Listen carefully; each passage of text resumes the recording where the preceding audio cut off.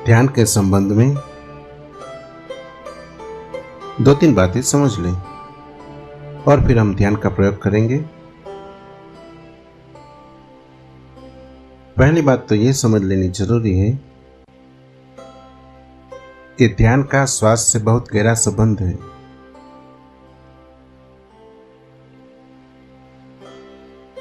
साधारणतः देखा होगा, क्रोध में श्वास एक प्रकार से चलती है, शांति में दूसरे प्रकार से चलती है। काम वासना मन को पकड़ ले तो श्वास की गति तत्काल बदल जाती है। और कभी अगर श्वास बहुत शांत, धीमी, गहरी चलती हो तो मन बहुत अद्भुत प्रकार के आनंद को अनुभव करता है। मन की सारी दशाएं श्वास से गहरे में संबंधित है। इसलिए पहले 10 मिनट के लिए श्वास पर थोड़ा सा प्रयोग करेंगे। श्वास इन 10 मिनटों में गहरी लेनी है, जितनी आप ले सकें, बिना दबाव और जोर के, कोई परेशानी और तकलीफ ना हो, और उतनी ही गहरी वापस छोड़नी है। हमारे फेफड़ों में अगर बहुत कार्बन डाइऑक्साइड भरा हो तो चित्त का शांत होना कठिन हो जाता है। अगर हमारे प्राणों में बहुत ऑक्सीजन चला जाए, खून में, श्वास में सब तरफ प्राणवायु भर जाए तो ध्यान में जाना बहुत आसान हो जाता है। तो सबसे पहली बात 10 मिनट गहरे श्वास का प्रयोग करना है। इस प्रयोग में सारा ध्यान श्वास पर ही रखना है। श्वास भीतर गई तो हमें जानते हुए कि श्वास भीतर जा रही है, ध्यान को भीतर ले जाना है। श्वास बाहर गई तो जानना है कि श्वास बाहर गई, उसके साथ ही ध्यान को बाहर ले जाना है। ध्यान श्वास के झूले पर झूलने लगे। श्वास भीतर जाए तो हमारा ध्यान भीतर जाए, श्वास बाहर जाए तो हमारा ध्यान बाहर जाए। 10 मिनट के लिए बस एक ही काम है कि हम श्वास को जानें कि श्वास कहाँ है। भीतर गई तो हम भीतर चले जाए, बाहर गई तो हम बाहर चले जाए। श्वास के साथ ही हमारे चित्त की डोर बन जाए, बस श्वास ही रह जाए और सब कुछ मिट जाए। 10 मिनट गहरी श्वास लेनी है और श्वास के साथ ही बाहर भीतर जाना है। आंख हम इन 10 मिनटों में बंद रखेंगे ताकि और कुछ दिखाई न पड़े। बैठने में 2-3 बातें ख्याल ले लें। एक तो कोई किसी को छूता हुआ ना बैठे, कोई भी किसी को जरा सा भी स्पर्श न करे तो थोड़ा थोड़ा हट जाए, कोई भी किसी को स्पर्श करता हुआ ना हो। और यहाँ तो जगह बहुत है, इसलिए बिल्कुल फैल कर बैठ सकते हैं। दूसरे का स्पर्श दूसरे को भूलने नहीं देता, दूसरे की मौजूदगी ख्याल में बनी रहती है। और ध्यान में जरूरी है सब भूल जाए, हम अकेले रह जाए। दूसरी बात, शरीर को सीधा रखकर बैठे, अकड़ाने की जरूरत नहीं है। आराम से जितना सीधा हो सके, रीढ़ सीधी हो, जमीन से 90 का कोण बनाती हो, इतना भर ख्याल कर ले, वो भी पहले 10 मिनट के प्रयोग के लिए। फिर आंख बंद कर ले, और आंख भी बंद करने का मतलब है आंख पर भी जोर न डालें, आहिस्ता से पलक बंद हो जाने दें। आंख बंद कर ले, शरीर को सीधा रखे, आंख बंद कर ले। श्वास फिर ले जाए, फिर छोड़ दे, रोकना नहीं, ले जाना है, छोड़ना है। और पूरे 10 मिनट के बाद मैं कहूँगा तब आप आँख खोलेंगे, तब तक श्वास पर ही ध्यान रखना है। श्वास भीतर गई तो हम जानते हुए भीतर जाए, श्वास बाहर गई तो हम जानते हुए बाहर जाए। ध्यान का मतलब यह है कि श्वास की जो गति है भीतर और बाहर, वो हमसे चूक न पाए, हम उसके साथ ही बाहर भीतर डोलते रहे। शुरू करें। आँख बंद कर ले, गहरी श्वास ले, बस श्वास ही रह जाएगी 10 मिनट के लिए और सब बंद हो जाएगा। गहरी श्वास भीतर ले जाए, पूरे फेफड़े भर ले, फिर बाहर निकालें, भीतर ले जाएं, बाहर निकालें।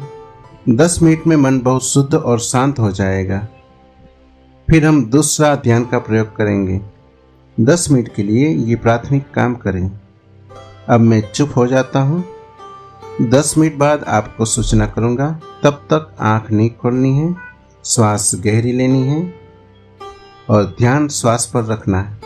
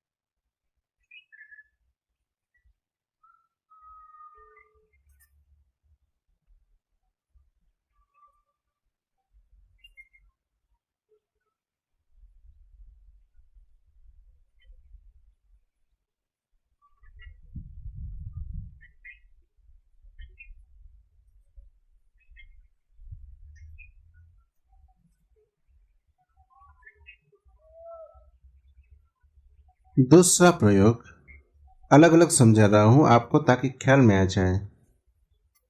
दूसरा प्रयोग है सर्व स्वीकार का।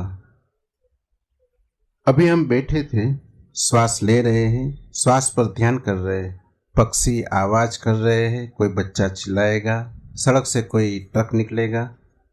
ये सारी आवाजें हमारे चारों तरफ हो रही हैं। साधारणतः ध्यान करने वाले लोग, प्रार्थना पूजा करने वाले लोग अपने चारों तरफ के जगत से एक दुश्मनी ले लेते हैं। अगर घर में एक आदमी ध्यान करने लगे तो वो ध्यान से पहले जितना अशांत था उतना ध्यान के बाद दिखाई पड़ेगा। कहीं घर में बर्तन गिर जाएगा, कोई बच्चा रोने लगेगा तो उसका क्रोध और बढ़ जाएगा। उसे लगेगा कि डिस्टर्बेंस हो रहा है, बाधा पड़ रही है। मेरी दृष्टि में ध्यान ऐसी प्रक्रिया है जो समस्त बाधाओं को स्वीकार कर लेती है, किसी बाधा को बाधा नहीं मानती।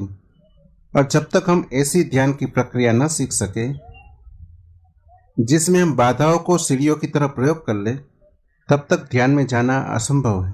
क्योंकि बाधाएं तो चारों तरफ है। रास्ते से ट्रक निकलेगा, पक्षी आवाज करेंगे, उन्हें कोई प्रयोजन नहीं कि आप ध्यान करने बैठे हैं, कि आपके ध्यान में बाधा न पड़ जाए। और अगर आपने ऐसा समझा कि बाधा पड़ रही है तो बाधा पड़ जाएगी। बाधा बाधाओं के कारण नहीं, हमारी इस भाव दशा के कारण होती है कि बाधा पड़ रही है। अगर ये भाव दशा छोड़ दी जाए और हम स्वीकार कर ले कि जो भी हो रहा है ठीक है, हम राजी हैं, पक्षी आवाज कर रहे हैं, हम राजी हैं, तो पक्षियों की आवाज आपकी शांति को गहरा देगी, कम नहीं करेगी। रास्ते से ट्रक निकल रहा है, हम राजी हैं, कोई बच्चा रो रहा है, हम राजी हैं, क्योंकि आज तो आप बगीचे में आकर बैठ गए हैं। अगर प्रयोग करना चाहेंगे तो घर में ही करेंगे। सड़क चलेगी, घर में आवाज होगी, बात होगी, शोर होगा। और अगर ये दृष्टि रही कि ये सब बाधा बन रही है तो ध्यान असंभव हो जाएगा। तो दूसरा 10 मिनट के लिए हम प्रयोग करेंगे सर्व स्वीकार का। जो भी हो रहा है मैं उनसे राजी हूँ, मेरा कोई विरोध नहीं। पक्षी आवाज कर रहे हैं, मैं राजी हूँ। और जब आप राजी होकर पक्षी की आवाज सुनेंगे, क्योंकि फिर सुनने के सिवाय कोई उपाय न रहा, जब शांति से, आनंद से, स्वीकार से पक्षी की आवाज सुनेंगे तो आप पाएंगे पक्षी की आवाज आपके भीतर गूंजती है, चली जाती है। आप एक खाली घर की तरह रह गए। वो आवाज कोई बाधा नहीं डालती, बल्कि उस आवाज के बाद आप और शांत हो गए जितना के आवाज के पहले थे। जैसा कि कभी रात रास्ते पर चलते हो, अंधेरी रात हो और कार निकल जाए, तो कार के प्रकाश के गुजर जाने के बाद रास्ता और अंधेरा मालूम पड़ने लगता है। ठीक ऐसे ही आवाज गुजरेगी। अगर हमने उसका विरोध न किया तो और घनी शांति पीछे से लौट आती। तो 10 मिनट हम सर्व स्वीकार का प्रयोग करेंगे, क्योंकि बिना सर्व स्वीकार के प्रयोग के ध्यान में जाना असंभव है। न तो आप हिमालय पर भाग कर जा सकते हैं, और वहां भी भाग के चले जाएं तो वहां भी कुछ न कुछ हो रहा है। आदमी न बोलेंगे, पक्षी बोलेंगे। सड़क पर कोई न गुजरेगा तो वृक्षों में हवाएं बहेंगी और आवाज होगी। सारे जगत में जीवन है, जीवन की आवाज है, उससे भागा नहीं जा सकता, उसे स्वीकार कर लेना पड़े। और फिर जब सभी तरफ परमात्मा है तो सभी आवाजें उसकी, विरोध उचित भी नहीं है। एक पक्षी भी चिल्ला रहा है तो वो भी परमात्मा ही चिल्ला रहा है। और अगर वृक्ष में हवाएं आती हैं, सूखे पत्ते उड़ते हैं, वे भी परमात्मा के हैं। सब परमात्मा का है। और जब इस सब के साथ हमें एक हो जाना है तो विरोध करके हम एक न हो पाएंगे। अविरोध, नॉन रेसिस्टेंस दूसरा सूत्र है। तो हम 10 मिनट के लिए फिर बैठे, गहरी श्वास लेंगे, श्वास पर ध्यान रखेंगे और साथ ही दूसरा प्रयोग करेंगे कि जो भी हो रहा है उससे मैं राजी हूँ, मैं स्वीकार करता हूँ, मेरा कोई विरोध नहीं। और जैसे ही ये भाव भीतर घना होगा कि मैं राजी हूँ, मैं स्वीकार करता हूँ, वैसे ही मन गहरी शांति में उतरने लगेगा। पुनः आंख बंद कर लें।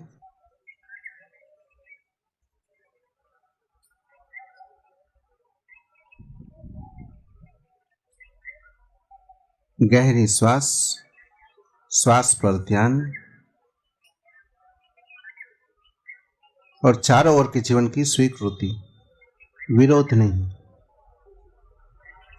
मन को गहरी से गहरी शांति के रास्ते पर अपने आप गति मिलनी शुरू हो जाती। किसी भी चीज का अस्वीकार नहीं, विरोध नहीं, विरोध से ही बाधा बन जाती।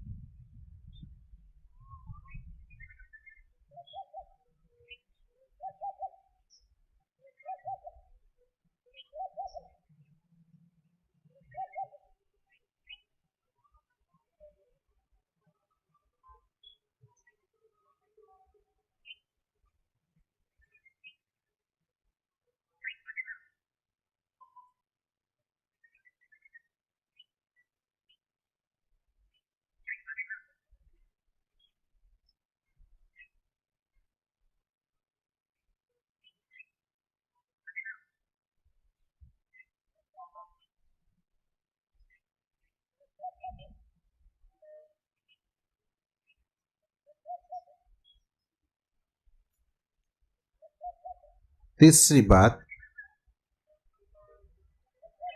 मनुष्य के और परमात्मा के बीच में जो सबसे बड़ी दीवार है, वो दीवार परमात्मा की तरफ से नहीं, मनुष्य की ही तरफ से है। और वो दीवार है मनुष्य का ये ख्याल, मैं हूं। ये ख्याल जितना मजबूत है, ये अहंकार, ये ईगो कि मैं हूं जितना मजबूत है, उतनी बड़ी दीवार हमारे और उसके बीच में खड़ी हो जाती है। ध्यान की पूरी गहराई में मैं का मिट जाना जरूरी है, अन्यथा दीवार नहीं गिरेगी और उससे मिलना भी नहीं हो सकेगा। तो तीसरा सूत्र मैं को विसर्जन कर देना है। तीसरे सूत्र में पहले दोनों सूत्रों का प्रयोग जारी रहेगा और तीसरा सूत्र भी जुड़ जाएगा। श्वास हम गहरी लेंगे, सब स्वीकार का भाव रखेंगे कि जो भी हो रहा है उससे मैं राजी हूं।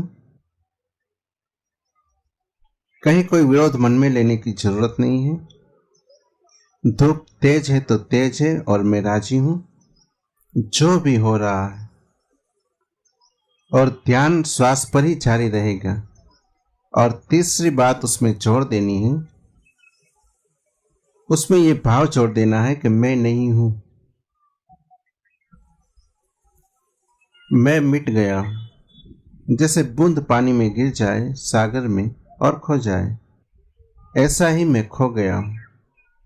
जैसे जैसे ये भाव गहरा होगा कि मैं खो गया, मैं मिट गया, मैं समाप्त हो गया, वैसे वैसे ही वो है इसका भाव अपने आप भी प्रकट होने लगेगा। यहाँ मैं मिटूंगा, वहां उसका होना शुरू हो जाएगा। इस तरफ मैं मिटूंगा, उस तरफ वो होना शुरू हो जाएगा। बूंद गिरती है सागर में, इधर बूंद मिटी नहीं, उधर सागर हुआ नहीं। बूंद मिटी और सागर हुई।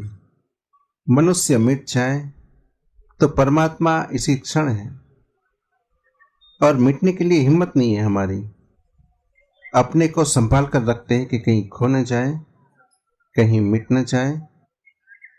शायद जरूरी भी है जिंदगी में, लेकिन घड़ी भर को 24 घंटे में अगर मिट जाए तो पता चलेगा कि 23 घंटे होकर जो नहीं मिला वो 1 घंटे ना होकर मिल गया। 23 घंटे जो कोशिश कर करके सुख न मिला था, शांति न मिली, वो 1 घंटा मिट गए और सब पा लिया। तीसरा प्रयोग 10 मिनट के लिए, और फिर इन तीनों प्रयोगों को साथ सुबह जब सो के उठे तब एक आधा घंटे के लिए करें, और रात जब सोने लगे बिस्तर पर तो बिस्तर पर ही लेट कर करें और करते करते ही सो जाए। अगर 1 घंटा 24 घंटे में से इस बात के लिए दिया जा सके तो 2-3 महीने के भीतर ही आप पाएंगे कि आपके भीतर से कोई नए आदमी का जन्म शुरू हो गया, कुछ नया ही होना शुरू हो गया जिसका हमें पता भी नहीं था। लेकिन हम इतने कमजोर लोग हैं, 2-3 महीने भी घंटा भर परमात्मा को देना संभव नहीं हो पाता। 1-2 दिन करेंगे और सोचेंगे पता नहीं कुछ होगा कि नहीं होगा। 3 महीने इस बात को ख्याल रख ले कि कुछ ना भी होगा तो कुछ खो नहीं जाएगा। आदमी कुआं खोदता है तो पहले तो कंकड़ पत्थर ही हाथ लगते हैं। सोचे कि कंकड़ पत्थर ही है, छोड़ो दूसरी जगह खोदे। वहां भी खोदता है, वहां भी कंकड़ पत्थर ही हाथ लगते हैं। पहले तो 10-20 फीट 50 फीट कंकड़ पत्थर ही खोदना पड़ते हैं, तब कहीं जल स्रोत आते हैं। यहाँ जब हम मन की खुदाई पर उतरते हैं, ध्यान यानी मन की खुदाई, मन का कुआं बनाना, तो भी कंकड़ पत्थर ही हाथ आते हैं पहले। लेकिन अगर कोई लगा ही रहे तो जल स्रोत भी आ जाता है। और ज्यादा देर नहीं है प्रतीक्षा करने की, लेकिन हमारी थोड़ी प्रतीक्षा करने की क्षमता भी नहीं रह गई है। तो तीसरे प्रयोग को करें। तीसरा प्रयोग है मैं नहीं हूं, इस भाव में डूब जाना है। फिर से पुनः आंख बंद कर लें।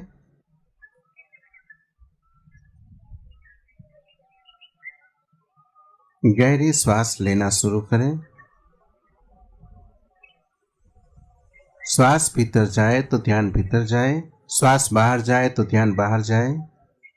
देखते रहे ये श्वास भीतर गई, ये श्वास बाहर लौटी, ये फिर भीतर गई, फिर बाहर लौटी। श्वास को देखते रहे, श्वास अनदेखी न रहे, श्वास की स्मृति बनी रहे। ये श्वास भीतर जा रही है, ये श्वास बाहर जाने लगी। श्वास पर ही सारा ध्यान हो और गहरी श्वास हो। फिर सब स्वीकार का भाव रहे, जो भी है स्वीकार है, जो भी है स्वीकार है। और तीसरे प्रयोग में डूब जाए, एक भाव करे जैसे बूंद सागर में गिर जाती है, ऐसे ही मैं भी गिर गया अनंत के सागर में।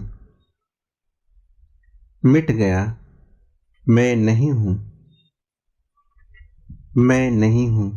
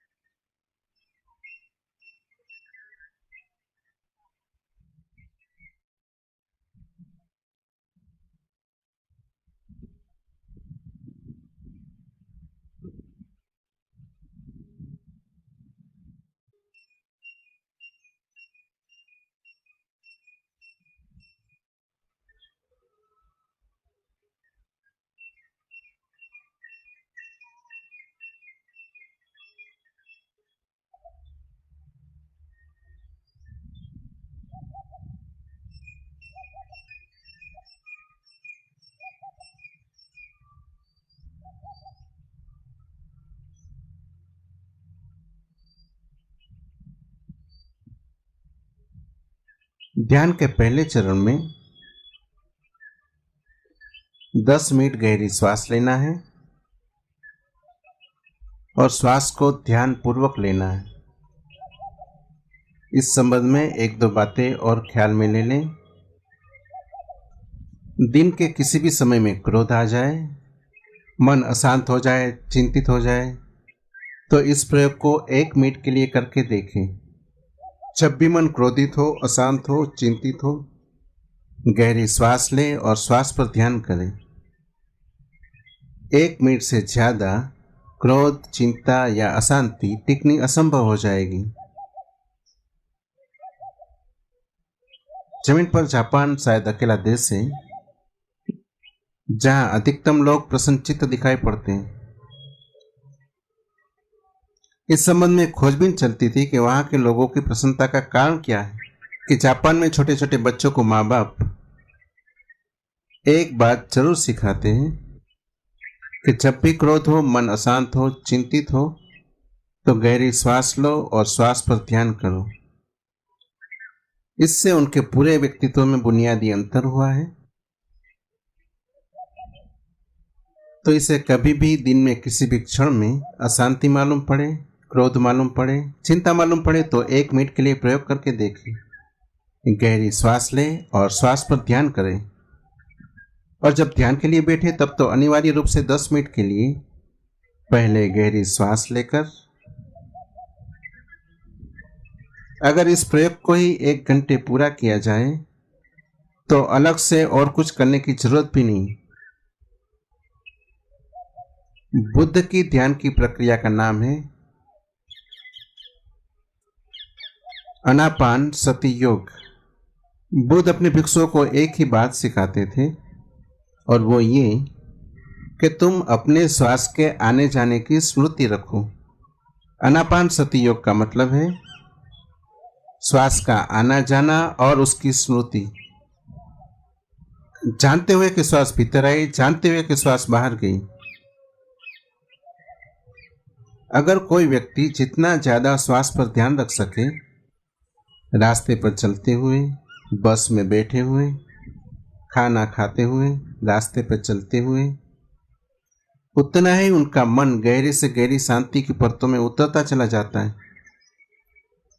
अगर इस प्रयोग को ही रोज 1 घंटा किया जाए तो 3 महीने में आप एक रूपांतरण देखेंगे और कल्पना भी न कर पाएंगे कि इतना छोटा सा प्रयोग इतने बड़े परिणाम कैसे ला सकता है। लाने के कारण जैसे ही हम गहरी श्वास लेते हैं और श्वास पर ध्यान करते हैं तो श्वास हमारी आत्मा और शरीर को जोड़ने वाला सेतु है, ब्रिज है। उसी के द्वारा आत्मा और शरीर जुड़े हुए हैं। जब हम गहरी श्वास लेते हैं तो शरीर और आत्मा के बीच का फासला बड़ा हो जाता है और जब हम श्वास पर ध्यान करते हैं तो शरीर धीरे धीरे बाहर अलग पड़ा रह जाता है, आत्मा अलग हो जाती है और ध्यान बीच के अंतराल पर हो जाता है। ये अगर 1 घंटा रोज 3 महीने तक सिर्फ इतना ही प्रयोग कर सके तो आपका शरीर आपसे अलग है, इसकी स्पष्ट प्रतीति हो जाएगी। ये किसी शास्त्र में पढ़ने जाना नहीं पड़ेगा।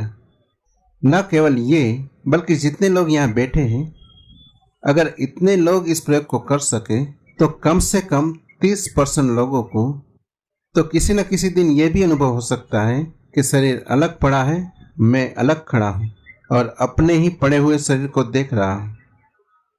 शरीर के बाहर होने का भी अनुभव हो सकता है और एक बार भी ये अनुभव हो जाए तो मृत्यु समाप्त हो गई, क्योंकि तब हम जानते हैं कि शरीर ही मरेगा, मेरे मरने का अब कोई कारण नहीं है।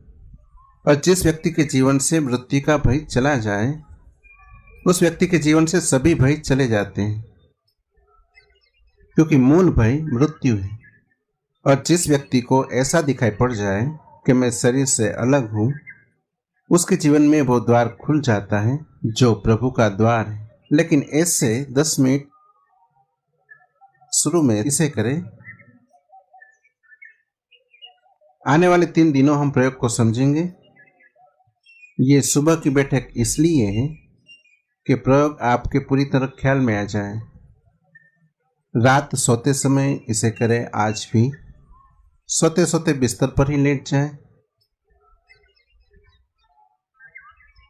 अगर ध्यान करते करते ही सो जाए तो बहुत कीमती परिणाम होंगे, क्योंकि रात सोते समय जो हमारी आखिरी मन की दशा होती है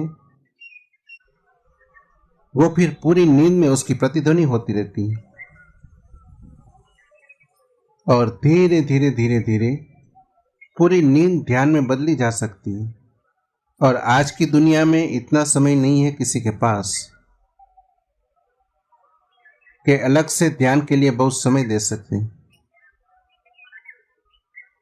इसलिए मेरी समझ ऐसी है कि रात सोते समय अगर ध्यान किया जाए तो धीरे धीरे बिना कोई अलग से समय निकाले रात की पूरी नींद ध्यान में बदल जाती है।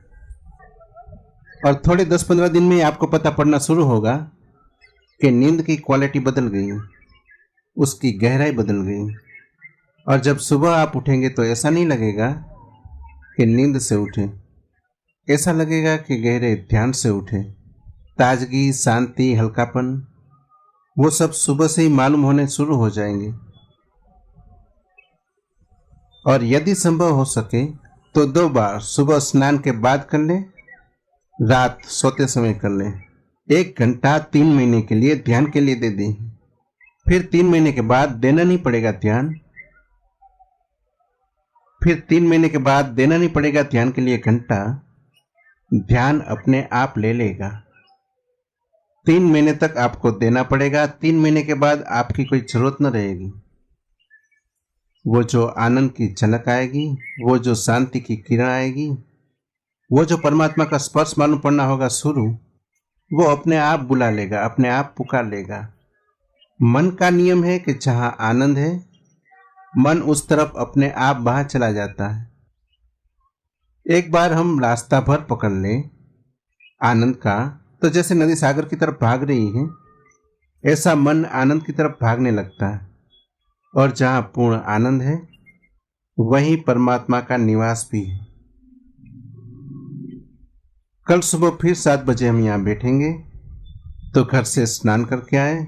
अगर कोई नए मित्र आपके साथ आते हो तो उन्हें भी बता दे कि वे स्नान करके आए, चुपचाप आए, घर से ही चुप होना शुरू हो जाए और यहाँ आकर चुपचाप बैठ जाए। यहाँ कोई शब्द का प्रयोग न करें। जितनी देर में मैं आऊँगा 10-5 मिनट पहले आप आ गए हैं, तो गहरी सांस लेते हुए कहीं भी कोने में बैठे हुए जो मैंने कहा है वो करते रहे। मैं फिर आऊँगा, फिर सामूहिक बैठकर प्रयोग करेंगे। 1-2 मित्र ऐसे ही देखने आ गए हैं कि दूसरे क्या कर रहे हैं, उन्हें कल नहीं आना है, क्योंकि जिसे प्रयोग नहीं करना है उसे नहीं आना है। वो सबके लिए उपद्रव के कारण बनते हैं, उसे पता नहीं होता। और दूसरे को देखकर कुछ भी नहीं समझा जा सकता। क्या देखकर समझेंगे दूसरे को? अगर कोई देखे तो उसे देखकर क्या समझेगा? वो आंख बंद किए बैठा है, उसे देखकर आप क्या समझेंगे? कुछ भी समझना है तो अपनी ही आंख बंद करके भीतर देखना पड़ेगा। दूसरे को देखने से कुछ समझ में आने वाला नहीं, तो तमाशबीन की तरह कोई भी ना आए। 1-2 सज्जन आ गए हैं, वो कल से कष्ट न करें। और अगर आते हैं कल तो अपनी ही फिक्र करें, दूसरा क्या कर रहा है इसकी चिंता में किसी को पड़ने की जरूरत नहीं। सुबह की हमारी बैठक पूरी हुई। इस संबंध में कोई भी प्रश्न हो तो कल लिखित मुझे दे देंगे, तो ध्यान के पहले उनकी बात कर लूँगा। और अगर किसी को व्यक्तिगत कुछ इस संबंध में पूछना हो तो दोपहर को 3 से 4 कोई भी आकर पूछ ले सकता है। सुबह की हमारी बैठक पूरी हुई। बातचीत हम नहीं करेंगे, चुपचाप यहाँ से विदा हो जाएंगे।